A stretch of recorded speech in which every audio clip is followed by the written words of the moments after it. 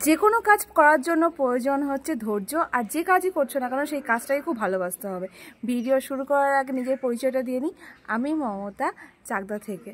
আজকে যে কথাগুলো বলবো সেই কথাগুলো হচ্ছে কাজ রিলেটেড। আমি যে কোনো কাজ করছি না কেন সেই কাজটা যদি আমি ভালোবাসতেই না পারি তাহলে কাজটা আমি করবো কী করে, তাই না? সবাই কাজ করে, ভিন্ন ভিন্ন কাজ করে। কেউ চাকরি করছে, কেউ বিজনেস করছে, আবার অনেকে অনেক কাজের সাথে যুক্ত। আমিও আগে স্যালারিড পার্সন ছিলাম, বিগত 9 বছর ব্যাংকে জব করেছি। এখন রিটায়ারমেন্ট নিয়ে নিয়েছি, কারণ হচ্ছে till now I am 8 month pregnant, যার জন্য আমি অফিস জয়েন করিনি। আর আমি আমার এই প্রেগনেন্সি মানে আফটার প্রেগনেন্সি আমি অফিস জয়েন করব।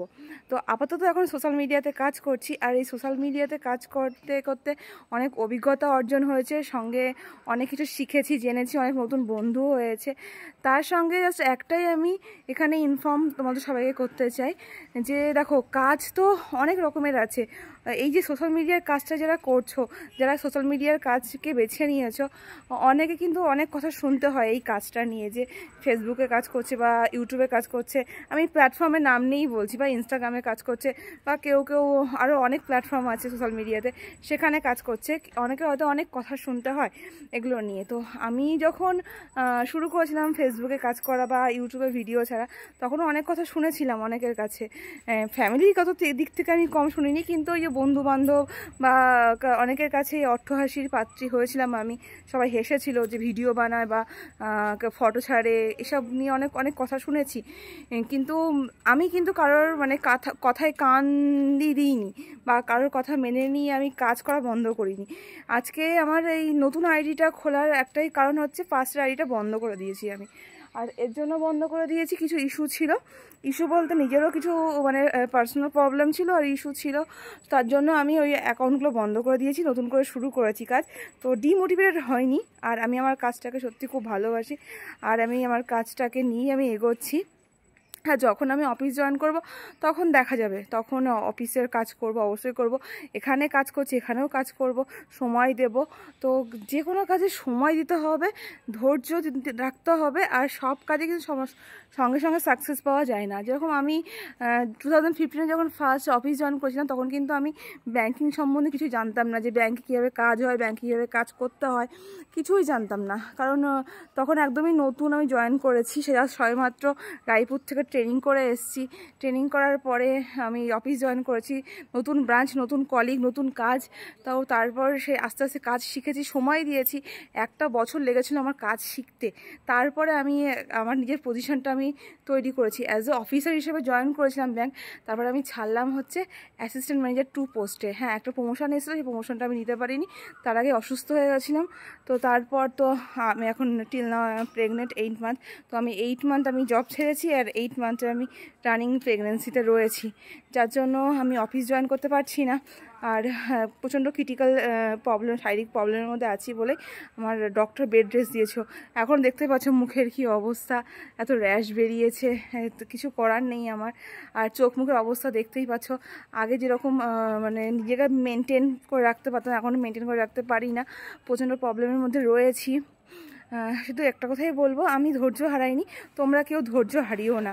ভালোবাসো নিজের কাজটাকে, যে কাজই করছো না কেন, সেটা নিজের পার্সোনাল লাইফস্টাইলের কোনো কাজ বা হাউস ওয়াইফ যারা আছে তারা যে মানে বাড়িতে নিত্যনন্দ কাজগুলো করছো, দৈনন্দিন কাজগুলো করছো, রান্না করছো, প্যাশনের মাধ্যমে করো। আর প্রত্যেকটা কাজকে ভালোবাসো। যদি ফেসবুকে কাজ করছো, ফেসবুকটাকে খুব ভালোবেসে নাও নিজের কাজটাকে। বা তুমি অন্য কোনো প্ল্যাটফর্মে কাজ করছো, ইউটিউবে কাজ করছো, ভিডিও ছাড়ছো, তো অবশ্যই নিজের এই প্রত্যেকটা কাজকে নিজের মতো করে মানে ভালোবাসো।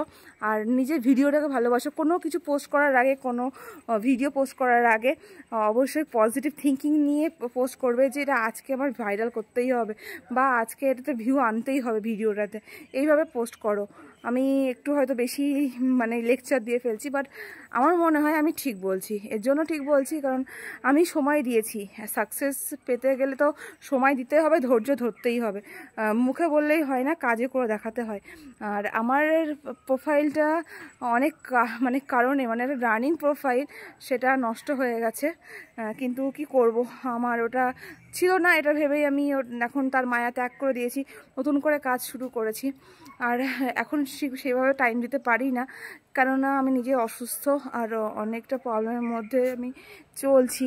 তোমরা জানো সবাই এটা, সেটা নতুন কিছু না। আর আমি প্রত্যেকটা ভিডিওতে ডিক্লেয়ার করি যে আমি কী প্রবলেমের মধ্যে আছি আর কী প্রবলেমের মধ্যে থাকি। এখন এই যে ঘুরছি ফিরছি, ভিডিও বানাচ্ছি, এই সময়টুকু দিচ্ছি, এইটুকুনি কথা বলছি না, এতেও কিন্তু আমার প্রবলেম হচ্ছে না এমন না।